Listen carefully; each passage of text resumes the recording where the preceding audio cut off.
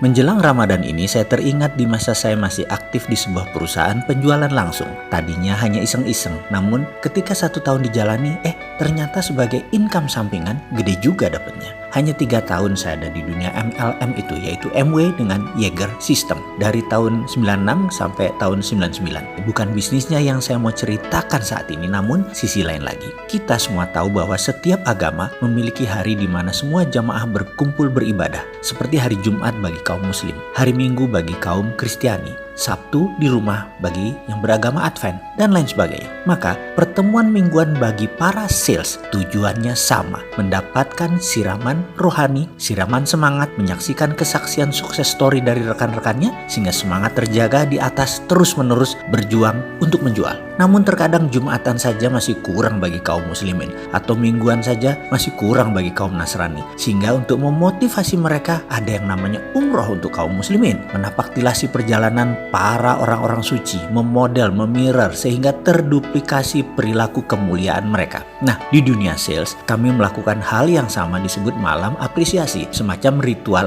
tapi lebih besar dari pertemuan mingguan. Asal mulanya sebenarnya hanya ingin membuat acara di mana semua bisa berkumpul dan semua bisa sharing berbagi. Dan kali ini berangkat dari kegelisahan kami melihat seorang downline kami yang bernama Doni. Dia gigih sekali berjualan kesana kemari. Dalam 3 bulan pertama mungkin lebih dari 100 orang dia datangi. Dia prospek, dia dekati, dan lain sebagainya. Namun tidak ada satupun yang close, tidak ada yang bergabung. Doni tidak pernah mengeluh sedikit pun. Namun kami sebagai upline tergerak, tersentuh melihat semangatnya. Lalu saya panggil untuk berbicara dari hati ke hati. Saya bicara berdua dengannya. Doni memiliki sejarah sebagai ex-preman atau mungkin masih dikatakan preman saat itu. Rumahnya di Kampung Makassar, bilangan Halim, bisa dikatakan tough neighborhood atau komunitas yang keras. Berantem itu katanya bisa setiap hari. Masa lalu Doni kelam sekali, keras sehingga karakter kasarnya bisa dimengerti. Dia bercerita, "Mas Mardigu, seumur hidup saya ini sudah dianggap anak setan sama keluarga di rumah. Anakku cuma 4, pergi kamu dari sini." Itu kata ibu saya, Mas. Sampai suatu saat Doni diusir dari rumah karena nakalnya bukan main. Dia adalah anak kelima dari 5 bersaudara. Ayah ibunya sudah tidak menganggap dia sebagai anak lagi. Pulang atau tidak sudah tidak diharap lagi oleh keluarganya. Kenakalannya yang menurut orang tuanya sudah diambang batas membuat dia diusir dari rumah, dianggap tidak ada, hidup mati sudah tidak penting lagi.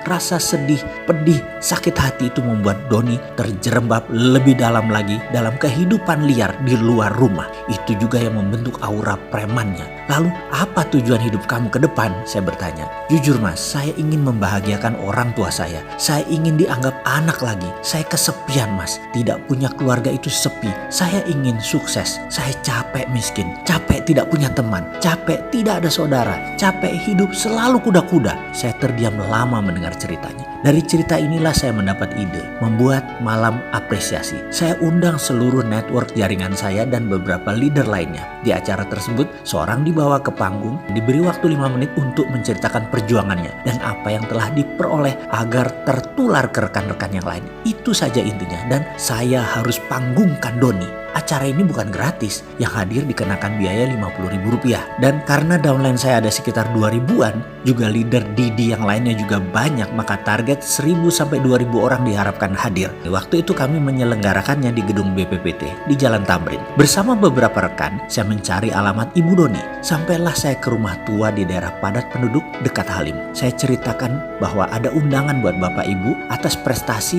seorang anaknya. Sang ibu bertanya, anak yang mana? Semua anak saya merantau. Anak saya 4-4-nya tidak ada di rumah. Kami yang hadir di situ miris sekali mendengar kata-kata anak kami 4 karena kami tahu ada 5. Dia tidak menganggap si Doni. Ini Mas Doni Bu, saya menjelaskan. Hah? Si ibu terkejut, wajahnya memerah. Marah. Saya pun mengeluarkan jurus rayuan. Singkat cerita, syukurlah, alhamdulillah sang ibu bersedia hadir asalkan dijemput. Kami turuti. Ketika diadakan malam appreciation tersebut di mana sang ibu datang duduk di samping saya sejak awal acara, sang ibu bertanya, "Ini acara apa?" Saya menginformasikan ini acara malam penghargaan Bu. Sang ibu diam. Setelah puluhan orang mengungkapkan testimoni kesuksesannya, maka MC menghadirkan surprise dengan menampilkan seseorang. Berikut akan hadir di hadapan kita seorang yang gak pernah closing, gak pernah punya downline. Sudah ditolak ratusan kali tapi terus gigih berjuang. Anda tahu siapa dia? Sahabat kita, rekan kita? Nada suara terus meninggi. Seribuan orang hening,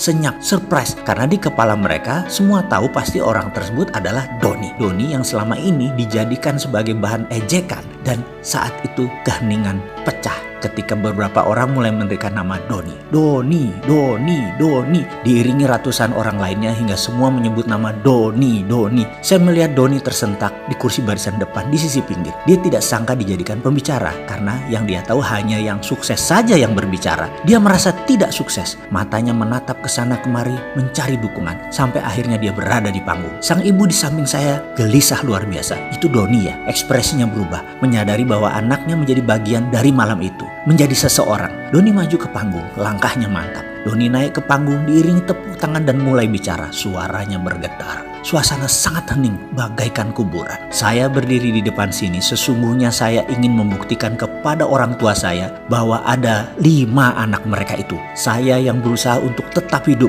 menjadi lebih baik itu masih ada. Dan paling penting, saya ingin kembali ke rumah untuk menjadi bagian dari keluarga. Sebenci apapun mereka kepada saya tetap mencintai mereka. Suaranya bergetar. Saya tahu saya belum sukses, saya belum berhasil. Saya minta dukungan teman-teman semua agar saya bisa sukses. Saya ingin membuktikan saya bisa sukses. Beberapa orang di gedung mulai menyeka air mata. Beberapa terisak. Doni melanjutkan, utamanya buat ibu saya. Semoga ibu masih punya sedikit aja rasa cinta untuk saya. Saya sangat rindu pada ibu saya. Dan untuk itu saya harus sukses. Doni mengakhiri testimoninya dan tidak turun dari panggung. Surprise berlanjut. Lampu tiba-tiba padam. Total gelap, namun sedetik kemudian lampu kembali menyala, hanya berupa lampu sorot. Lampu sorot hanya menyinari 2 titik. 1 titik Doni yang berjalan turun dan 1 lagi ibunda Doni yang sedang duduk di samping saya. Semua mata terfokus ke 2 titik lampu tersebut. Kemudian saya bimbing sang ibu berjalan mendekati Doni, naik ke panggung. Doni kaget karena disorot lampu di hadapannya tak seberapa jauh ada ibunya. Sementara ibunya berjalan tertatih, saya gandeng perlahan, maju mendekati Doni. Ketika 2 titik itu bertemu, Doni bersimpuh di kaki ibunya.